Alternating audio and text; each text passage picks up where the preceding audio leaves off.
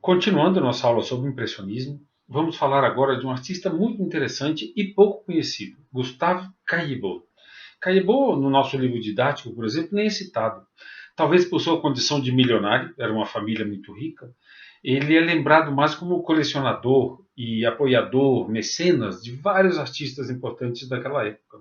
Quando morre Caillebotte, deixa dezenas de obras importantíssimas de Cézanne, Renoir, Monet, para o governo francês. E o governo não aceita, ainda não tinha sido reconhecido o valor desses artistas na sua plenitude. Renoir, ainda vivo, sobrevive a Caillebotte, é quem fica encarregado de convencer o governo francês da importância dessas obras, que finalmente são aceitas, em parte, né, todos foram incorporados ao acervo dos museus, mas a coleção de Caillebotte hoje em dia está no Museu d'Orsay, no Museu do Louvre, no Jeu de Paume, nos grandes museus dedicados ao impressionismo na França.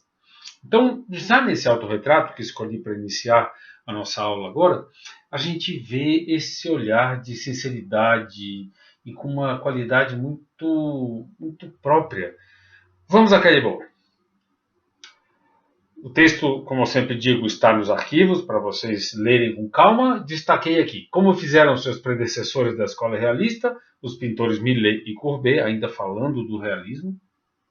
Assim como seu contemporâneo impressionista Degas, outro milionário, família nobre que também não precisava vender suas obras para trabalhar, Caillebotte tinha como objetivo pintar, reduzindo ao máximo a teatralidade inerente à pintura da época.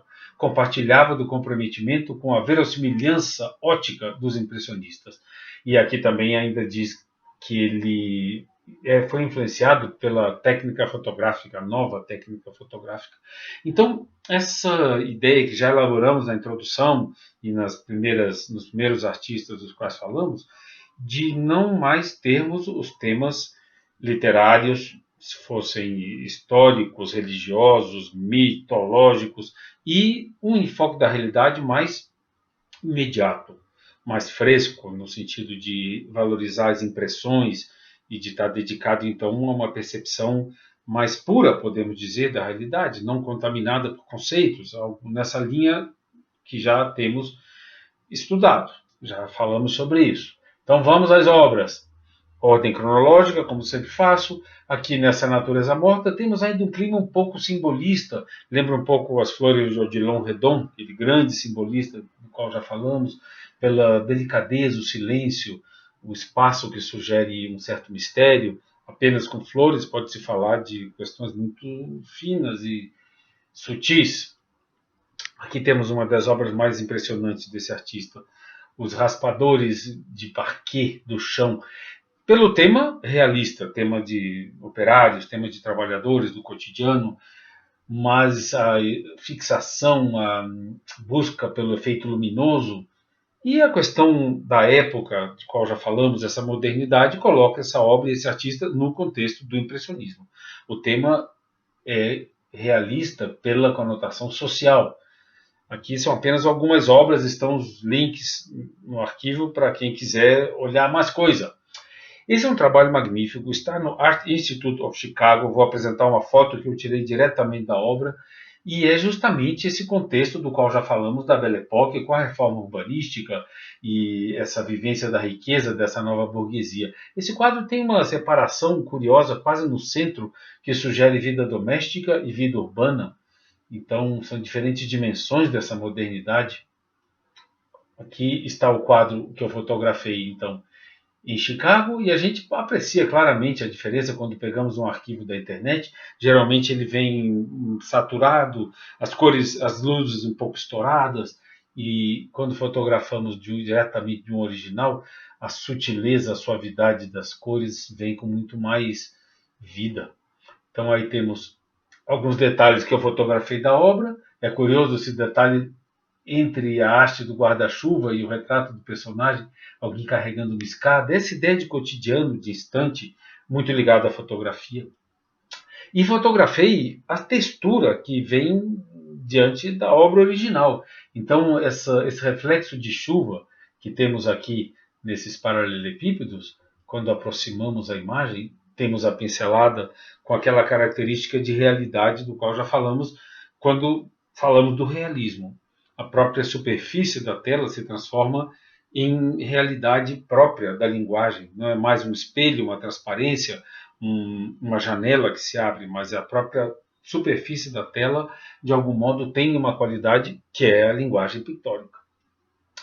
Aqui é evidente o uso da fotografia e a modernidade, que se reflete na composição, nas roupas, nesses chapéus. Eu sempre digo, o personagem é o artista. Então o trabalho que Caillebout faz aqui, de certo modo, tem essa energia, tem essa força. O gesto, a dedicação, a concentração, o trabalho é também a atitude do pintor. Chama atenção para a beleza das cores. É um trabalho de grande qualidade. Caillebout merece ser mais conhecido do que é. Nesse trabalho temos uma espécie de resumo. Lemos na introdução, eu li para vocês, um texto do Júlio Carlos Argan, aqui está inclusive o livro dele, servindo de apoio ao monitor, onde ele faz uma comparação da arquitetura dos engenheiros, que prescinde de ornamento, com a pintura impressionista, que também vai eliminando questões literárias e aspectos decorativos, se dedicando cada vez mais à estrutura da linguagem pictórica. Então aqui temos justamente a modernidade da arquitetura da engenharia, temos aqui uma estação de trem, que será um grande tema de Monet, tema da modernidade, além da atmosfera, da fumaça dos trens, do vapor, temos o tema do transporte, da modernidade também presente na vida cotidiana. Então, esse quadro resume vários aspectos, além desse homem moderno, claro, burguês, com sua qualidade de roupa, sua qualidade de vida, e essa situação do cruzamento de uma ponte moderna e da estação de trem, ou seja, todo um contexto de modernidade que relaciona a vida cotidiana, industrialização, meios de transporte e pintura. Esse, para mim, é um dos quadros mais lindos do impressionismo. Aqui não há nenhuma figura humana, a não ser o pintor que pintou. Mas temos aqui toda a vibração da atmosfera e até a solidão da cidade num dia de inverno. Através da textura e da simplicidade cromática, temos toda uma atmosfera de um dia de inverno em Paris.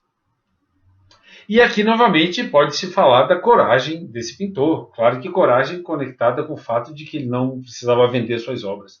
Vamos ver, novamente, na história da arte, muitos anos depois, James Soutine, um pintor importante da Escola de Paris, pintando um frango apodrecido sobre sua mesa.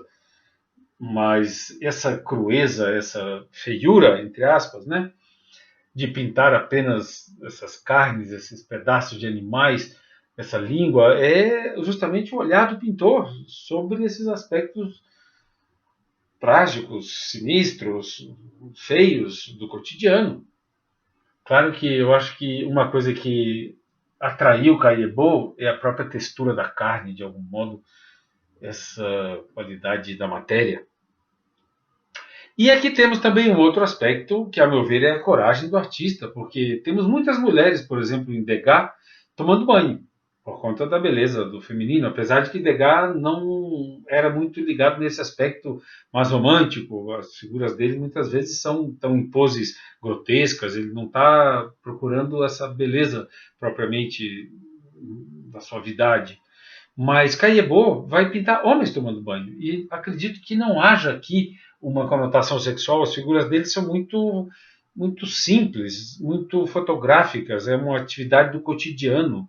Então, estamos falando aqui de água encanada, que começa a ter banheira dentro de casa e as pessoas passam a ter esse tipo de conforto. E temos aí, então, esse cotidiano de homens simplesmente tomando banho. Modernidade. E aqui temos uma foto tirada por seu irmão, é o próprio Caillebout, onde podemos visualizar a via de mão dupla. Tanto a fotografia influenciou a pintura, como a pintura influenciou a fotografia. Então temos uma representação fotográfica, uma foto, mas com toda uma atmosfera que parece ser um quadro impressionista. Então essas duas dimensões estão em contato e se fertilizando, se alimentando mutuamente. Então fechamos Caillebout e vamos para Degas, Edgar Degas. Como já disse, Edgar Degas também de família aristocrática. E é um impressionista um pouco fora da curva, porque Degas não vai se dedicar à paisagem. Degas não gosta de pintar ao ar livre. Ele tem uma frase famosa, ele diz: pintura não é esporte, não precisa ser feita ao ar livre. Então, pinta em ateliê. E o trabalho de Degas é muito mais ligado ao desenho. Ele é um pintor que termina a sua vida pintando ou desenhando com pastéis, que é justamente uma técnica intermediária. É um homem considerado misógino, não se casa, considera que um artista não pode se casar para manter sua liberdade. Então, é um individualista, participa de algumas das exposições impressionistas, mas mantém uma posição que seu próprio retrato, de algum modo, já nos aponta. É um individualista, paga um preço por isso, no final da vida solitário, angustiado, mas tem um trabalho belíssimo e é um dos grandes representantes dessa visão moderna. Então aqui temos, em ordem cronológica, um autorretrato, um estudo e a obra acabada. Já vemos a influência de Ingres, ele é muito mais dedicado, como já dissemos, ao desenho e à linha do que os impressionistas, que estão trabalhando com cor, mancha, outro tipo de linguagem, mas está no contexto da modernidade impressionista. Destaquei aqui então, é conhecido como um dos fundadores do impressionismo, e arte impressionista descrita pelos efeitos de luz ao ar livre. Essas características não são aplicáveis a Degas, como já disse, mesmo tendo sido um dos principais animadores das exposições impressionistas, não se enquadra exatamente nesse movimento que, em nome da liberdade, de pintar a luz e a atmosfera. Se Degas faz oficialmente parte do grupo dos impressionistas, ele não se identifica com ele nas características mais reconhecidas. Então, a sua situação de exceção não escapa aos críticos da época, frequentemente desestabilizados pelo seu vanguardismo. Então, já naquela época, seus quadros semearam controvérsia e ainda hoje ela é objeto, então, de estudos que tentam classificar e tentar entender a significação e a importância desse artista. Ordem cronológica, seus estudos, então, na Itália. Aqui é uma mulher pedindo esmola, sentada no chão, e lembramos até do nosso realista Almeida Júnior, que pinta com esses tons de terra, o violeiro exatamente na janela, me lembra muito essa composição. Então, faz parte do contexto da época e do aprendizado dele, esse contexto do realismo. Mas também o contexto do neoclássico, então inspirado em temas ligados à cultura greco-romana. É um desenho, a gente vai ver então a finalização, são meninas de Esparta desafiando os meninos. E aí está a obra acabada. Então vemos essa linearidade ligada a Ingres, não tem sequer um tema ligado à modernidade aqui, faz parte do aprendizado de Degas. E é interessante a diferença do estudo para a obra acabada. Com certeza ele considerou essa estrutura arquitetônica muito pesada para essa cena onde ele quer destacar o desafio das meninas aqui aos rapazes. Mas já temos aqui algo da linguagem que Degas vai focar mais à frente, que é a fixação da significação do movimento no seu momento mais expressivo. Vamos lá. Elegância total, aqui temos o refinamento, o luxo desse artista, que é um artista de grande riqueza familiar. E vai retratar, então, esse cotidiano de sua classe social. Balé, música, concertos. Esse é o contexto da Belle Époque, do qual já falamos tanto. E Degas vai retratar isso com grande, grande qualidade. Aí está, então, o lazer dessa burguesia, assistindo a corridas de cavalo. Já vimos Manet pintando o mesmo tema, mas Degas aqui já está focando no movimento, que é o seu interesse sempre, um momento em que o movimento expressa o máximo de energia. Chama atenção para a beleza das cores, os dourados. Aí está, então, um grande tema de Degas, ele é muito conhecido por suas bailarinas. Sempre se menciona que aqui o vazio sugere um movimento que vai se desenvolver, mas Degas, esse interesse dele pela beleza feminina e a beleza do contexto dos espetáculos, tem esse aspecto de modernidade, por exemplo, no corte dessa cadeira, um elemento prosaico no meio dessa prática que seria idealizada da dança. Então, o foco de Degas não é propriamente a beleza, mas esse registro desse cotidiano e a percepção da importância do instante captado. um pouco por aí a compreensão da situação de Degas. Sua família planta algodão nos Estados Unidos, Nova Orleans. Então, passa algum tempo nos Estados Unidos e retrata aqui o seu tio, analisando a qualidade do algodão na bolsa de algodão de Nova Orleans. Então, aqui está retratada com muita clareza essa modernidade, não somente pelo assunto, mas pelos cortes que, de algum modo, tiram a importância idealizada das figuras. É apenas uma cena de modernidade, como eu sempre digo, o personagem é o artista. Então, os interesses são muito prosaicos. É a qualidade do algodão, é a notícia que é lida, é a contabilidade. Então, é uma visão de cotidiano que, no contexto da arte, do neoclassicismo, do romantismo e do realismo, está totalmente fora. Eu sempre faço esse esforço para que a gente veja essas obras com um olhar retrospectivo. Como isso era visto naquele momento? E a falta de idealização, tanto pelo tema quanto pela composição, pelo modo de tratar as figuras, era algo extremamente moderno e muito chocante para os espectadores e amantes da arte normais.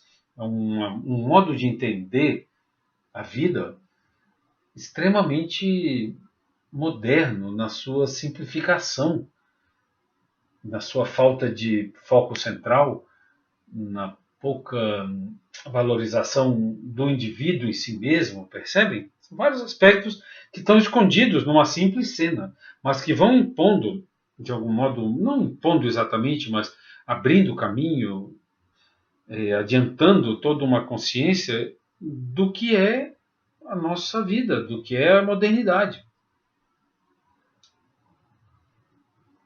Aqui temos a grande burguesia, então, passeando nessa Paris remodelada, sempre chama atenção, até o cachorro é elegante. Aqui lembra muito o mundo de Caillebotte, também andando nas ruas de Paris. Mas Degas ele também tem um foco na miséria e na pobreza. É um artista muito complexo, muito rico. Nesse quadro, essa bebedora de absinto é uma prostituta, uma jovem já decadente, e aqui também uma espécie de malandro, um homem também com uma certa tosco, uma certa bizarrice. Esse quadro tem um espelho atrás dele também que de algum modo enriquece a sensação de espaço, mas chama atenção para esses cortes que de algum modo traduzem essa pouca importância da figura. Estamos dentro de um contexto no qual somos apenas parte de uma totalidade. Esse essa sensibilidade de Degas para a situação humana é extremamente moderna. Aqui um detalhe escaneado de um livro onde a gente vê o que é a modernidade também, não somente no tema, mas também na técnica. Então Degas ele desenha enquanto pinta e essa extrema elegância da fatura realizada sem dificuldade, realizada com espontaneidade, mas com enorme qualidade, se voltamos atrás vemos o efeito que tem esse simples traço, já separando a figura do fundo, já é uma sombra, uma modelagem que ele consegue, mas através de manchas pinceladas, quase que o desenho e não a pintura. E aqui temos outro tema realista, as lavadeiras, num tratamento gráfico quase que plano, sem definição de volumes, apenas manchas. Então a precariedade da vida está acompanhada pela facilidade da fatura, a rapidez da fatura, a simplicidade da composição, tudo isso transforma essa obra em um registro muito. Faltam as palavras muitas vezes. Como definiríamos, né?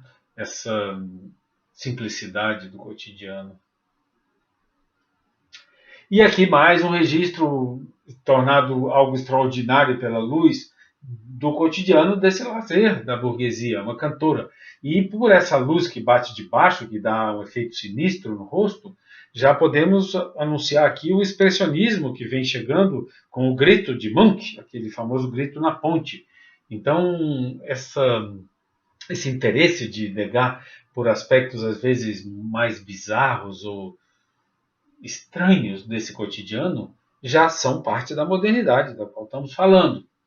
Aqui novamente espetáculo teatral, circo, mas chama atenção para a liberdade da composição, onde não há mais uma idealização da figura e a preocupação de Degas é pegar o movimento dela nesse contexto arquitetônico, mas pelas cores e pelas linhas é quase abstrato.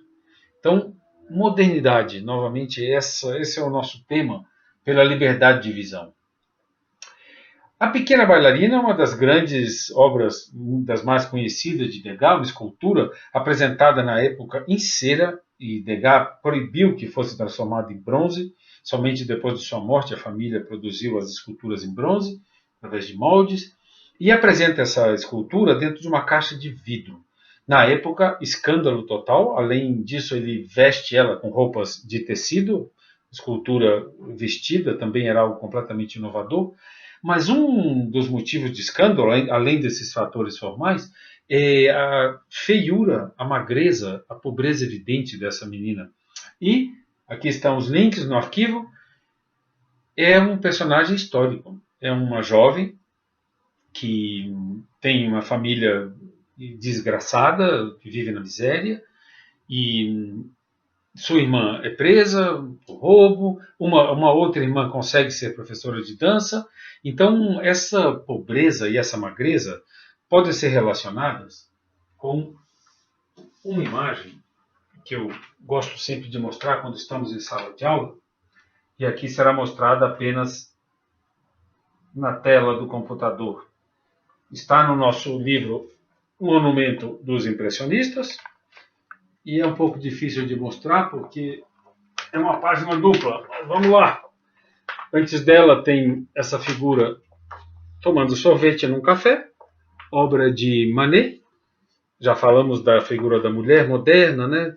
E quando eu estou em sala de aula, eu gosto de dizer ao mostrar isso, para que se faz uma revolução? Para que uma menina possa tomar um sorvete no café sem maiores problemas. Mas, aqui dentro, então, temos essa cena onde vemos o que acontecia com essas pequenas bailarinas. Aqui temos ela assediada por um grande senhor. Então, por trás dessa elegância toda, vou tentar tirar um pouco o reflexo. O que temos é esse cotidiano de assédio, de prostituição, de miséria. Então, aí está a Pequena Bailarina de Degas, que em sua época causou escândalo pela miséria, pela feiura, e por ser exposta dentro de uma caixa de vidro, como se fosse um pequeno animal. Mas o verdadeiro escândalo é a situação social dessas pequenas bailarinas. Aqui temos então mais lavadeiras, novamente a textura, falando sobre a aspereza da vida e esse cotidiano duro. Vamos chegando ao fim da vida. Degas vai ficando cego. É curioso, vários desses artistas têm sérios problemas de visão à medida que envelhecem. E vai então fazendo essa série de mulheres tomando banho em seu ateliê. Já mencionei que as mulheres de Degas nem sempre estão refletindo essa beleza idealizada do corpo feminino. Suas poses são toscas, grosseiras, mulheres tomando banho. Diziam na época que sempre tinha uma mulher tomando banho no ateliê de Degas que não era casado. Aqui está o velho então, autorretrato, pastel, que é essa técnica que é entre o desenho e a pintura. E, quando estou em sala de aula, gosto muito de perguntar para os alunos se eles gostam disso. E muitas vezes me deparo com os alunos tentando entender, porque olhando de longe, às vezes a tela está na frente da sala de aula, eles têm dificuldade de fazer a leitura de imagem. Mas eu chamo a atenção, alguns dizem que não gostam, inclusive eu trato de valorizar essa maravilhosa textura e essas qualidades da textura e da luminosidade que Degas consegue depois de uma vida de trabalho, a riqueza das cores, né? A textura tem uma qualidade ótica, além da riqueza das cores e a modernidade desse enfoque tão fora de idealização e de necessidade de embelezar artificialmente. A beleza está na própria vida, no próprio gesto, na própria simplicidade, na vibração da cor, na composição do quadro. Não é necessário termos uma mulher idealizada no seu gesto, na sua delicadeza. A beleza está em outro lugar naquele momento. E fechamos então Degas com essa foto dele velhinho e morre atropelado por uma charrete com cavalos, um transporte nas ruas de Paris. É um acidente. Velho, sozinho, um pouco cego, é o destino final de Edgar Degas. Ele dizia depois que eu morrer, vão ver como eu trabalhei duro. E eu concordo plenamente com ele. Degas, a gente pode ter esse contexto da riqueza familiar e desse foco muito nesse cotidiano da burguesia, mas que artista rico, que artista essencial, que visão profunda do cotidiano da nossa vida.